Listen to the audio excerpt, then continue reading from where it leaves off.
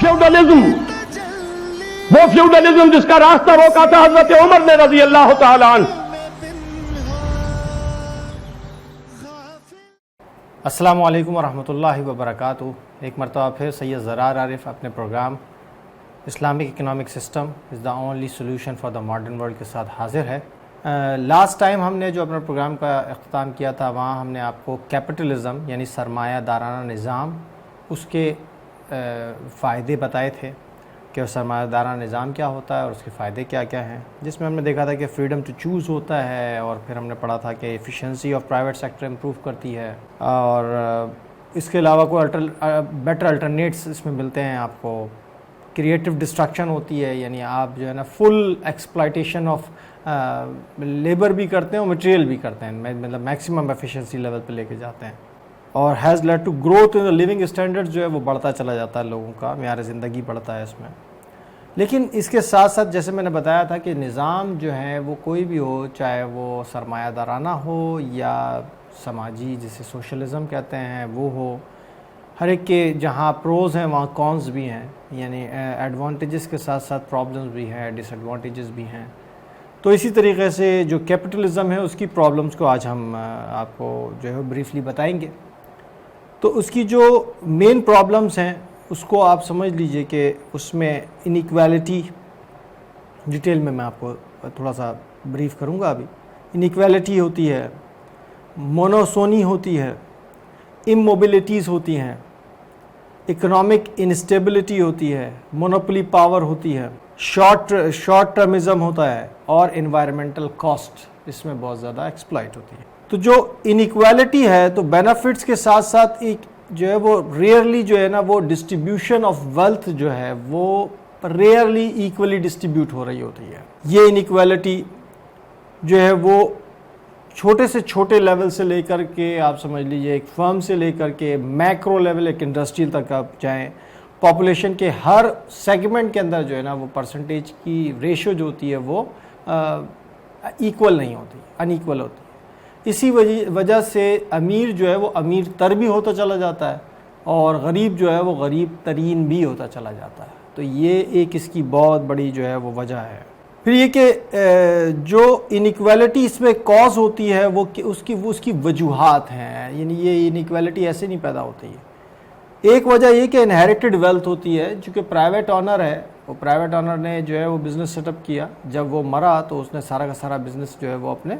बच्चों को दे दिया, तो इनहेरिटेड वो दूसरे के हाथ में ट्रांसफ़र हो गया, लेकिन वो दूसरे से मुराद अपने ही घर में ही ट्रांसफ़र हो गया, या अपने इनहेरिटेंस में विरासत में ही दूसरे को आगे मिल गया,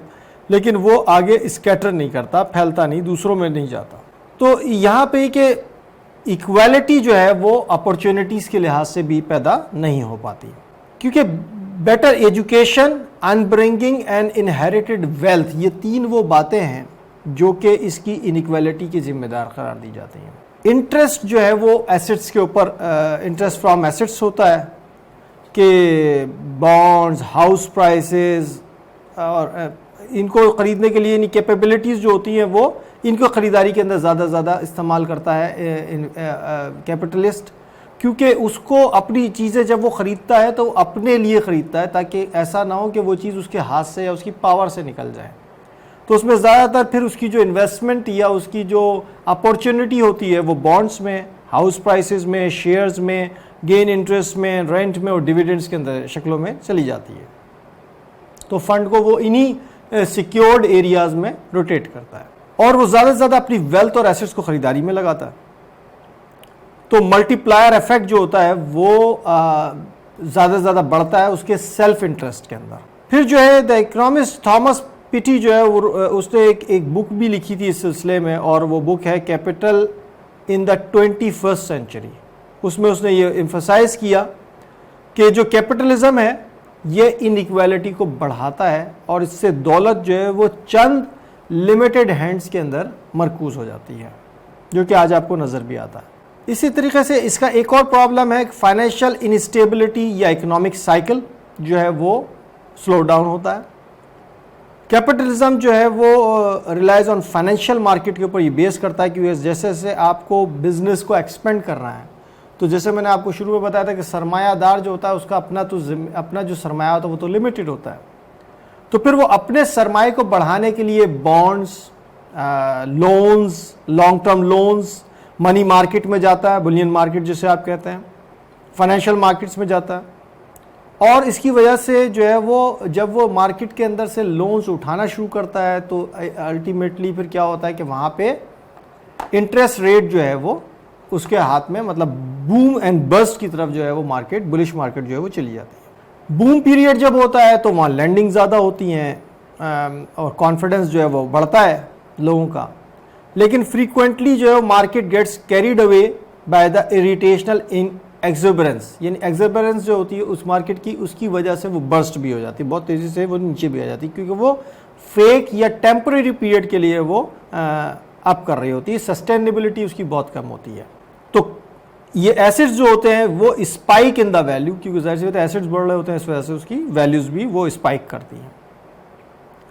اور چونکہ میں نے آپ کو بتایا کہ جو سینٹیمنٹل چینج آ رہا ہوتا ہے فوراً کے فوراً، اس کی وجہ سے مارکیٹ کریش بھی بہت تیزی سے کرتی ہے، اور جب کریش کرتی ہے تو چھوٹے انویسٹرز جو ہوتے ہیں جنہوں نے فنڈ لگایا ہوتا ہے اس طرح کی شیئرز مارکیٹ ہے یا بانڈز میں، تو وہ پھر ڈیفالٹر ہو جاتا ہے اور اس طرح سے وہ مارکیٹ سے آؤٹ ہو جاتا ہے، کیونکہ ان کا تو بریڈ اینڈ بٹر اسی کے اوپر منحصر ہوتا ہے۔ مونوپلی پاور، اس میں جو ہے وہ فری مارکیٹ جو ہے وہ سکسیسفل مونوپلی پاور گین کرتی ہے، اور ہائی پرائسز جو ہے وہ کنزیومرز کے لیے وہ چارج کرتے ہیں، یعنی جو انویسٹر ہوگا وہ اپنے پروفٹ کو بڑھانا چاہے گا، اور اس کو بڑھانے کے لیے وہ پرائسز جو ہے وہ اپنے مطابق منمانی پرائسز لینا چاہے گا۔ Supporters of capitalism argue only capitalism enable economic freedom, یعنی جو کیپٹلزم کے سپورٹرز ہوں گے وہ آپ کے سامنے صرف اسی بات کو ہائی لائٹ کریں گے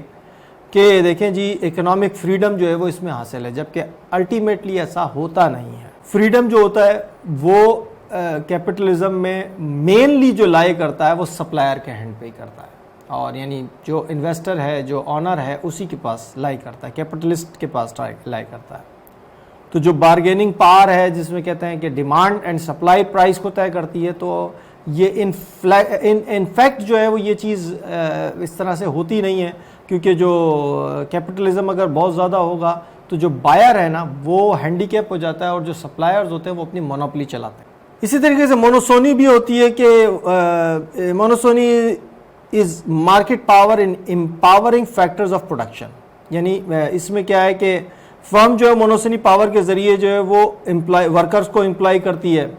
اور پلینگ لوور ویجز، لیکن ورکرز کو تو آپ کو نظر آئے گا کہ جناب بہت زیادہ جو ہے وہ امپلائمنٹ کریٹ ہو رہا ہے، لیکن جب امپلائمنٹ کریٹ ہو رہا ہوتا ہے تو اس وقت کیا ہے کہ وہاں پہ ڈیمانڈ اینڈ سپلائی کے اندر جو بارگیننگ پاور ہے وہ